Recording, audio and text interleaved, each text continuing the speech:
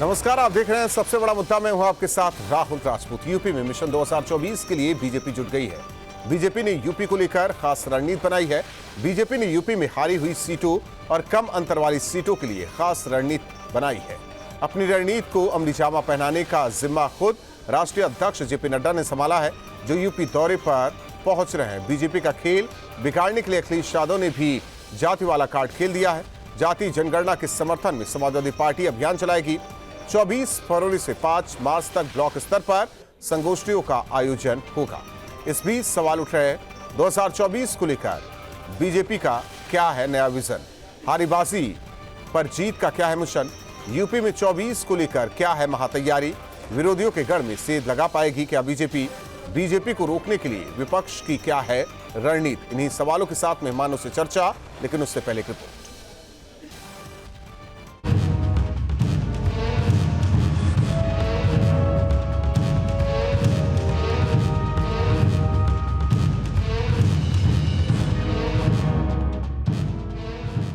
BJP का mission 2024। JP Nadda का UP दौरा।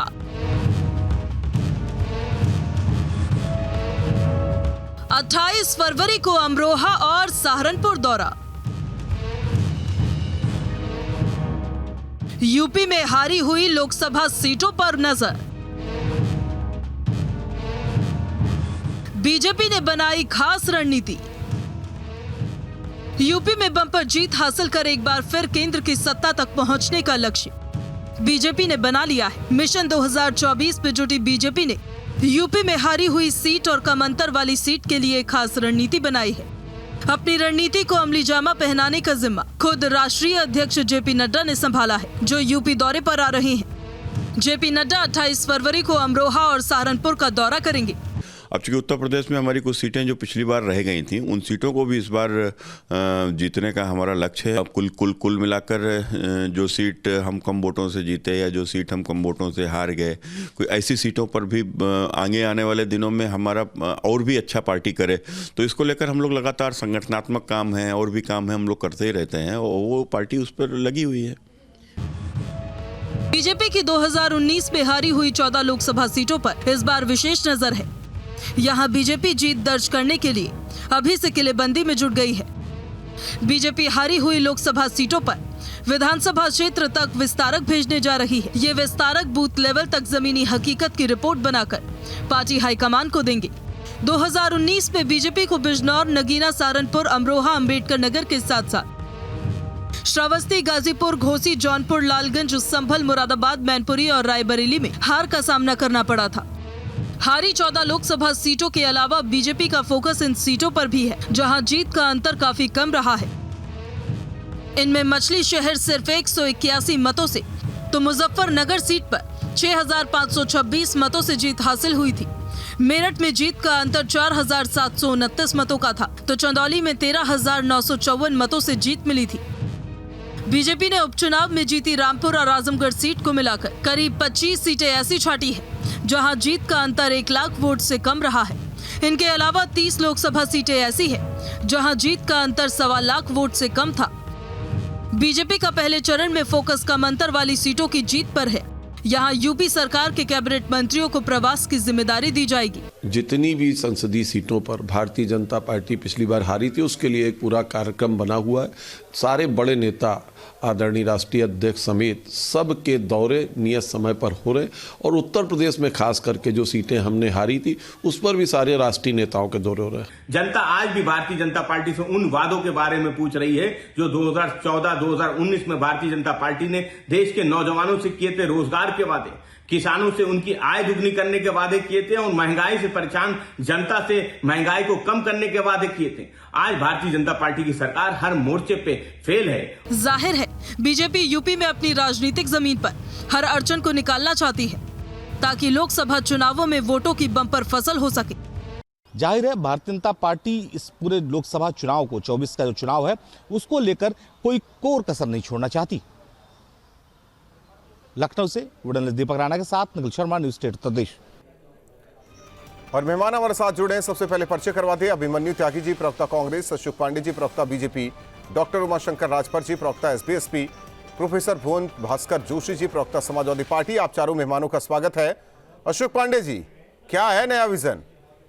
2019 में जो लोकसभा सीटें हारी, जहां कम अंतर भी रहा, उसे लेकर कहा जा रहा है कि रणनीति।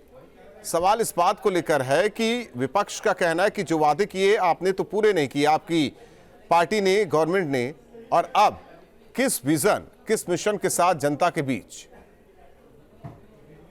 देखिए, सबसे बड़ी बात तो यह है कि हम लगातार अपने संगठन को मजबूत करते रहे हैं, बूथ स्तर तक मजबूत करते रहे हैं। प्रदेश और केंद्र सरकार की योजनाओं को अंतिम आदमी तक पहुंचाने में हम सफल रहे हैं।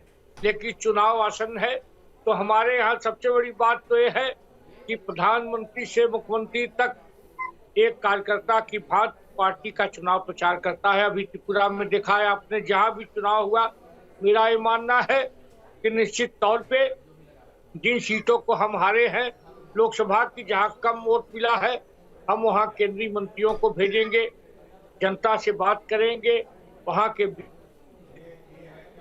की योजनाओं को बनाएंगे। हमारे राष्ट्रीय नेता चाहे नड्डा जी हो, चाहे अमित शाह जी, लगातार दौरा करेंगे और हम अपने संगठन को मजबूत करेंगे। उन सीटों को हम जीतेंगे। हमने आजमगढ़ जीता, रामपुर जीता, निश्चित तौर पे हमने काम किया है। हमने MOI नहीं किया। हमने कहा A to Z हमारा है, हमें जान से प्यारा है। आज कुछ पार्टियां एक MLA पे आ गई हैं जातिवाद फैलाने वाली, और मेरा ये मानना है निश्चित तौर पे जनता हमारे साथ है। ठीक है, जब आप जाति की बात कर रहे हैं, जोशी जी से जान लेते हैं। जोशी जी, जाति जनगणना की मांग और इसके लिए संगोष्ठियों का आयोजन, क्या यही आप लोगों का मिशन है, या बीजेपी का रथ रोकने की जो कोशिश है वो फलीभूत होगा, या ये कहें कि विपक्ष कहीं ना कहीं अभी भी उत्तर प्रदेश में कमजोर है? देखिए, मैं आपसे कहना चाहता हूं, जो सामाजिक न्याय का जो मुद्दा है जी, वो समाजवादी पार्टी का सबसे प्रमुख मुद्दा है। और ये इसकी लड़ाई को हम लोग लगातार लोहिया के विचार से प्रेरणा लेकर नेताजी माननीय अखिलेश यादव जी लगातार इसको लड़ाई को लड़ते रहे। और मैं आपको बताना चाहता हूँ, जाति जनगणना के लिए संगोष्ठी होगी, गांव-गांव जाके हमारा प्रचार होगा, और गांव-गांव हम लोगों में अलग जगाने का काम करेंगे, और जाति जनगणना की अपनी मांग को सरकार को विवश कर देंगे कि सरकार जाति जनगणना कराए। इसके साथ साथ मैं आपको बहुत जिम्मेदारी से बताना चाहता हूँ राजपूत जी, जो 2004 में जो हमारा परिणाम आया, वो 35 सीटें थी हमारी और 26.7 हमारा वोट परसेंटेज था। तो निश्चित तौर पे हम उस वोट परसेंटेज को बढ़ाने के लिए कि 20 साल बाद कम से कम वोट परसेंटेज हमारे बढ़े और सीटें बढ़े, इस दिशा में माननीय राष्ट्रीय अध्यक्ष अखिलेश यादव जी, राष्ट्रीय महासचिव रामगोपाल क्या कहते हैं शिवपाल यादव जी लगातार अब जनसंपर्क पे निकले हुए हैं, लगातार कार्यकर्ताओं से जिले वाइज मिल रहे हैं, और कार्यकर्ता मैनपुरी की जीत से। और इसके साथ साथ मैं आपको बताना चाहता हूं, अशोक जी इस बीच कुछ कहना विचार है? मैं उन्हीं को मौका दे, उन्हीं को मौका तो तैयारी कर, ये तो स्वामी प्रसाद मौर्य को आगे करके तैयारी कर ही रहे हैं। जिस तरह से सांप्रदायिकता भड़काने का, ठीक है अशोक जी, सुन लेते हैं, जोशी जी को सुन लीजिए, सुन लीजिए। आदरणीय अशोक जी बहुत वरिष्ठ है, मैं उनका बड़ा सम्मान करता हूँ। क्योंकि मैं आप ही ज्यादा बोल लेना, बस मुझे एक लास्ट बात अपनी कहनी है।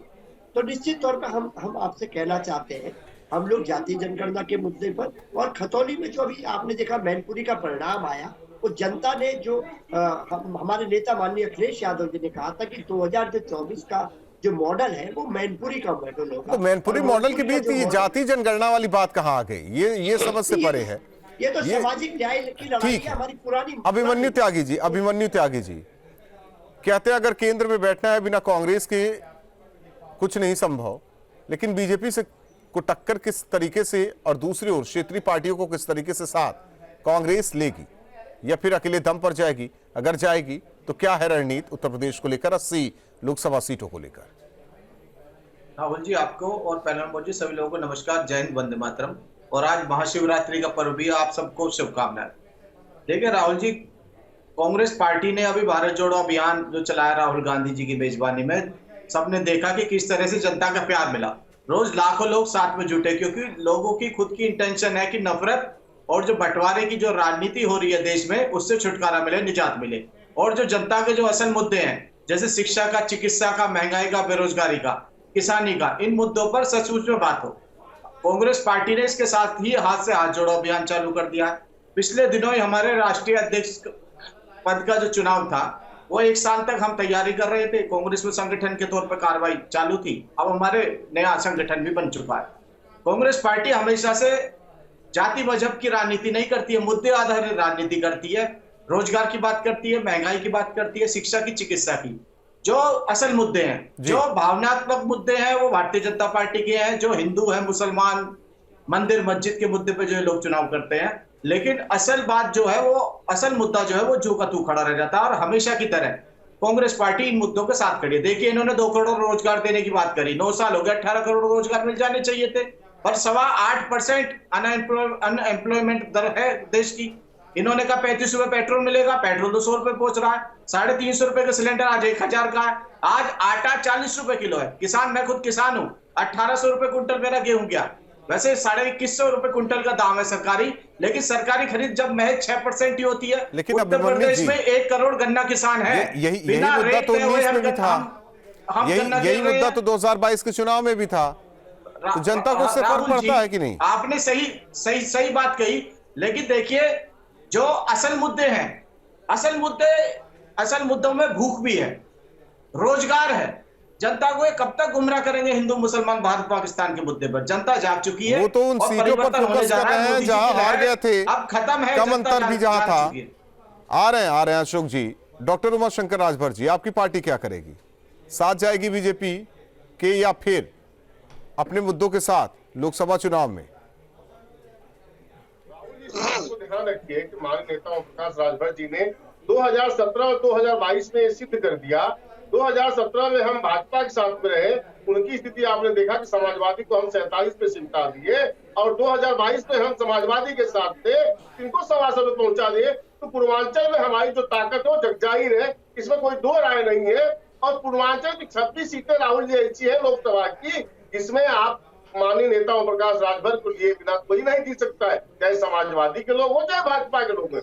दूसरी बात, जो समाजवादी के मित्र कर रहे हैं, सामाजिक न्याय की बात करते हैं कि 4 बार इनका कार्यकाल रहा, इनको पूछे सामाजिक न्याय मुद्दे पर माननीय अखिलेश जी साथ देंगे क्या?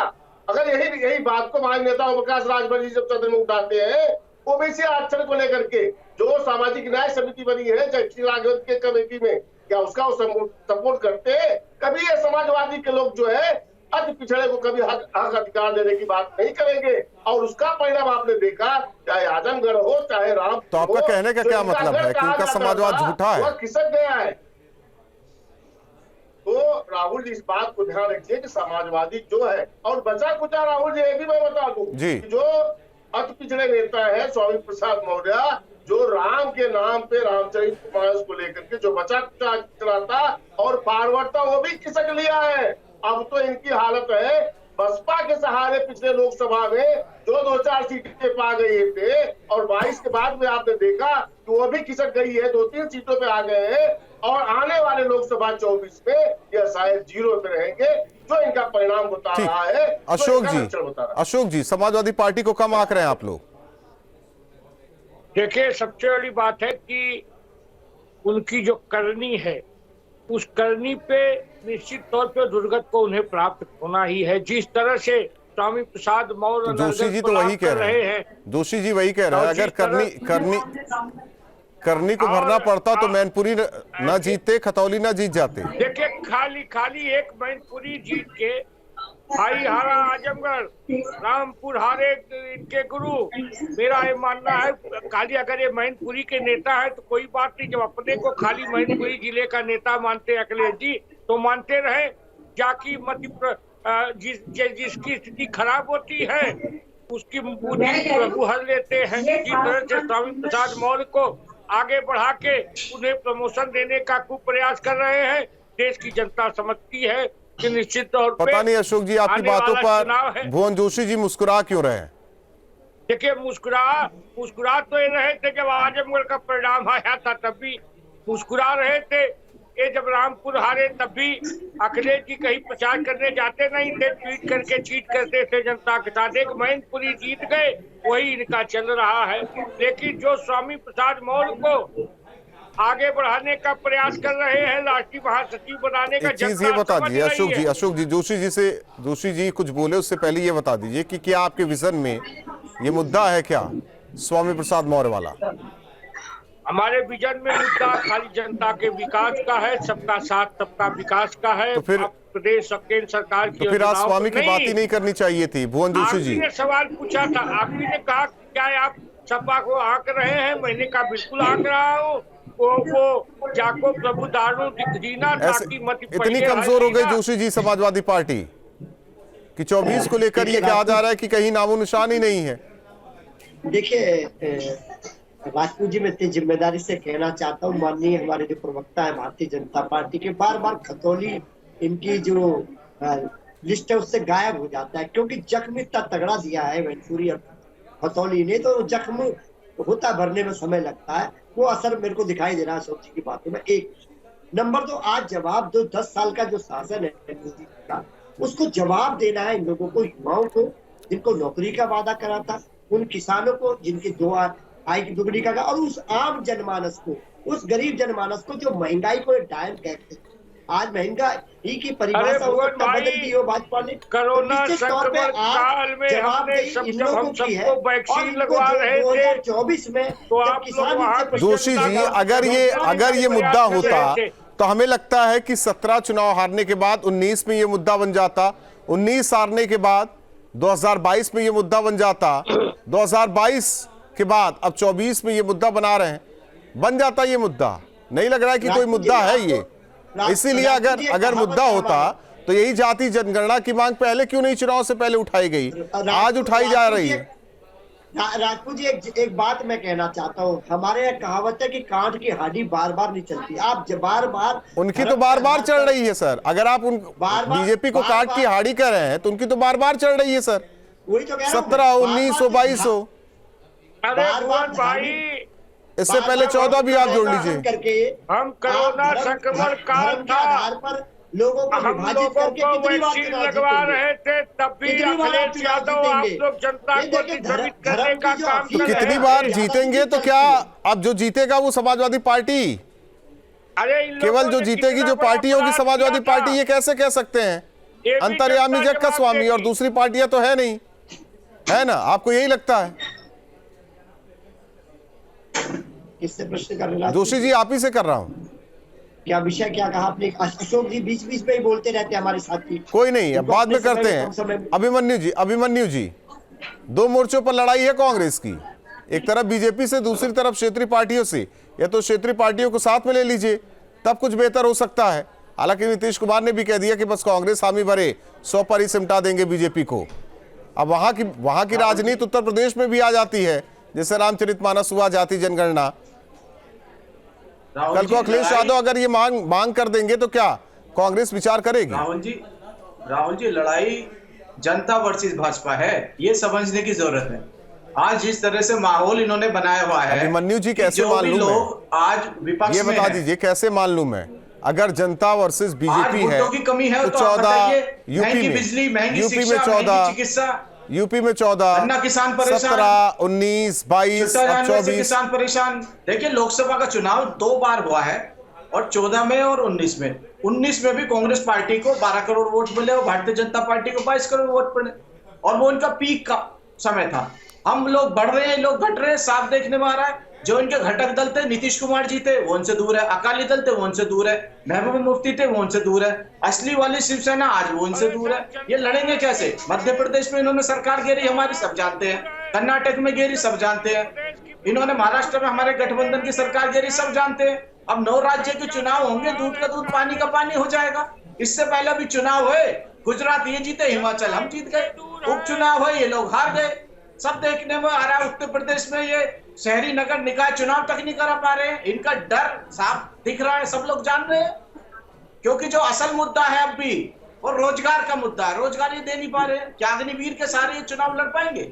इंडस्ट्री बंद है, क्या सारे चुनाव लड़ पाएंगे? इन्होंने नई कितनी इंडस्ट्री लगाई है, चाहे गन्ना किसान हो, चाहे आलू किसान हो, चाहे धान किसान हो, चाहे गेहूं किसान हो, सारा किसान अगर सब परेशान होते तो हमें लगता है कि केंद्र में यूपीए की सरकार होती, लेकिन है तो एनडीए की सरकार।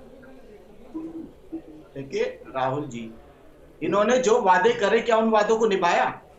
18 करोड़ रोजगार मिलते, कहाँ मिले? अगर राजनेता वादे निभा देते तो वाकई आज देश MSME दोबारा सोने की चिड़िया होती। देते हैं डॉक्टर उमाशंकर जी, डॉक्टर उमाशंकर जी, 12 करोड़ बीजेपी के साथ, बीजेपी के खिलाफ या एकला चलो की रणनीति आप लोगों की? नहीं राहुल जी, इस बात को ध्यान रखिए, हम तो एकला नहीं चलने वाले हैं, हम तो अपने संगठन को मजबूत कर रहे हैं और पूर्वांचल जिसको भी जीतना है, चाहे भाजपा को जीतना है, चाहे सपा को जीतना है या कांग्रेस को जीतना है, वह माननीय नेता ओम प्रकाश जी को लेकर के ही जीत सकता है। अकेले किसी में ताकत नहीं है पूर्वांचल जीतने की। तो हम तो सावधान, जो मुझे बता रहे हैं हमारे जोशी जी, यह जनगणना की बात करते हैं जो नवंबर में माननीय नेता ओम प्रकाश राजभर जी 75 जिला में उत्तर प्रदेश के सावधान यात्रा निकाले, लोगों में जन जन तक जाकर के कहे जाति जनगणना होनी चाहिए, सदन में यह मुद्दा उठाए, तब तो अखिलेश जी साथ नहीं देते हैं। तो समस्या इस बात की